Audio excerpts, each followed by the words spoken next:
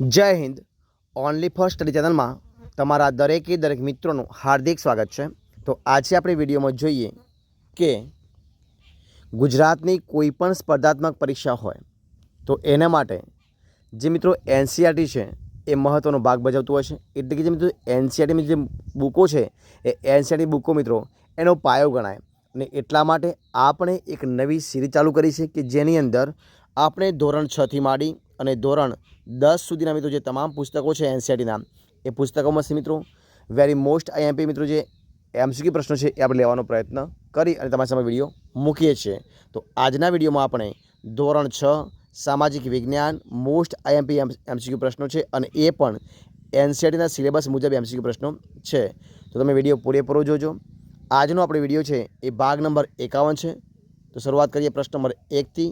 જોઈએ તમારી સમક્ષ પ્રશ્ન 1 છે. જો શું પ્રશ્ન છે કે ભારતમાં ચોમાસું કયા માસ દરમિયાન હોય છે? તો ભારતની અંદર ચોમાસું જૂનથી માંડી અને સપ્ટેમ્બર સુધી, કયા જૂનથી માંડી અને સપ્ટેમ્બર મહિના સુધી એ ચોમાસું હોય છે? તો જવાબ આવશે ઓપ્શન એ, જવાબ બનશે જૂનથી સપ્ટેમ્બર. પ્રશ્ન બીજો, ગુજરાતના સમુદ્ર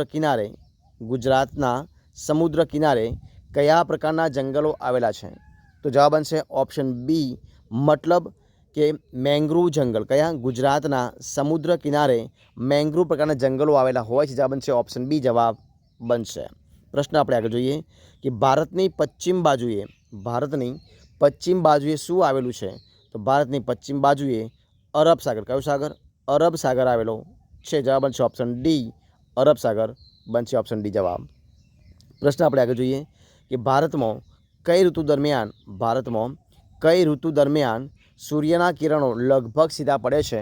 તો ભારતની અંદર ઉનાળામાં. ક્યારે? ઉનાળાની ઋતુ દરમિયાન સૂર્યના કિરણો લગભગ સીધા પડે છે. જવાબ બનશે ઓપ્શન બી, ઉનાળો. ઓપ્શન બી જવાબ બનશે. જોઈએ પ્રશ્ન આપણે આગળ કે કયા જંગલો ખરાઓ મોસમી જંગલો નામે પણ ઓળખાય છે? તો જોઈએ આપણે કે ઉષ્ણકટિબંધીય પાનખર જંગલો છે એ જંગલો, એટલે કે ઉષ્ણકટિબંધીય પાનખર જંગલો છે જંગલો એ મોસમી જંગલો તરીકે પણ ઓળખવામાં આવે છે. જવાબ બનશે ઓપ્શન બી, જવાબ બનશે. જોઈએ પ્રશ્ન આપણે આગળ કે વાતાવરણમાં થતા રોજિંદા ફેરફારને શું કહેવાય છે? તો વાતાવરણમાં થતા રોજિંદા ફેરફારને હવામાન શું કહેવાય? ઓપ્શન એ જવાબ બનશે, હવામાન કહેવાય છે. એ ઓપ્શન જવાબ બનશે. જોઈએ પ્રશ્ન આપણે આગળ કે ઋતુ એટલે કે કઈ ઋતુ લોકોના આરોગ્ય પર વિપરીત અસર પાડે છે? તો પાછા ફરતા મોસમી પવનોની જે ઋતુ છે એ પાછા ફરતા મોસમી પવનોની ઋતુ છે એ ઋતુ એ લોકોના આરોગ્ય પર વિપરીત અસર પાડે છે. જવાબ બનશે ઓપ્શન ડી, જવાબ બનશે. પ્રશ્ન જોઈએ આપણે આગળ કે કયા પ્રકારના જંગલો ભારતના મોટા ભાગ પર આવેલા છે? તો ઉષ્ણકટિબંધીય પાનખર જંગલો છે. ઉષ્ણકટિબંધીય પાનખર જંગલો એ ભારતના મોટાભાગના જંગલો પર આવેલા જંગલો છે. એટલે જવાબ છે ઓપ્શન સી, ઉષ્ણકટિબંધીય પાનખર જંગલો. પ્રશ્ન જોઈએ આપણે આગળ કે ઉનાળા દરમિયાન બપોરે ગરમ પવનો ફૂંકાય છે તેને શું કહેવાય?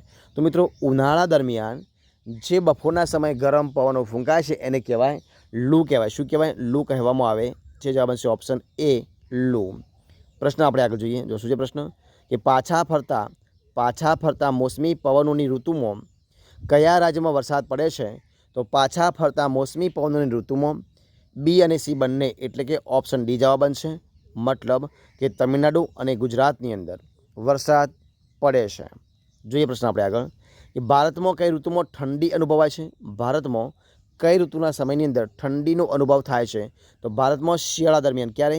શિયાળા દરમિયાન ઠંડી અનુભવાય છે. જવાબ બનશે ઓપ્શન બી. કયો આવશે? ઓપ્શન બી જવાબ બનશે શિયાળો. ઓપ્શન બી જવાબ શિયાળામાં. પ્રશ્ન જોઈએ આપણે આગળ કે કયા જંગલોમાં સૂર્યના કિરણો જમીન સુધી પહોંચી શકતા નથી? તો ઉષ્ણકટિબંધીય વરસાદી જંગલોમાં. ક્યારે? ઉષ્ણકટિબંધીય વરસાદી જંગલોમાં એ સૂર્યના કિરણો જમીન સુધી પહોંચી શકતા નથી. જવાબ બનશે ઓપ્શન બી, ઉષ્ણકટિબંધીય વરસાદી જંગલો. પ્રશ્ન જોઈએ આપણે આગળ કે ભારતમાં પાછા ફરતા મોસમી પવનોની ઋતુ કયા માસ દરમિયાન હોય છે? તો ભારતમાં પાછા ફરતા મોસમી પવનની ઋતુ એ ઓક્ટોબરથી માંડી અને નવેમ્બર સુધી. ક્યારે? ઓક્ટોબરથી માંડી અને નવેમ્બર સુધી હોય છે. જવાબ બનશે ઓપ્શન ડી. જવાબ બનશે. જોઈએ પ્રશ્ન આપણે આગળ કે ભારતની પૂર્વ બાજુએ શું આવેલું છે? તો ભારતની પૂર્વ બાજુએ બંગાળનો ઉપસાગર શું આવેલું છે? બંગાળનો ઉપસાગર આવેલો છે. જવાબ બનશે ઓપ્શન સી. જવાબ બનશે. પ્રશ્ન આપણે આગળ જોઈએ કે પાછા ફરતા મોસમી પવનો કયા ઋતુ અનુભવાય છે? તો પાછા ફરતા મોસમી પવનોની અંદર એ ઋતુ એટલે કે હેમંત ઋતુનો હેમંત ઋતુ દરમિયાન હોય છે. જવાબ બનશે ઓપ્શન સી એ હોય છે. પ્રશ્ન આપણે આગળ જોઈએ કે કયા પ્રકારના જંગલો પર્વતીય વિસ્તારમાં જોવા મળે છે? તો પર્વતીય વિસ્તારમાં જોવા કયા પ્રકારના જંગલો? તો પર્વતીય જંગલો છે એ પર્વતીય જંગલો પર્વતીય વિસ્તારમાં જોવા મળે છે. જવાબ બનશે ઓપ્શન ડી. જવાબ બનશે.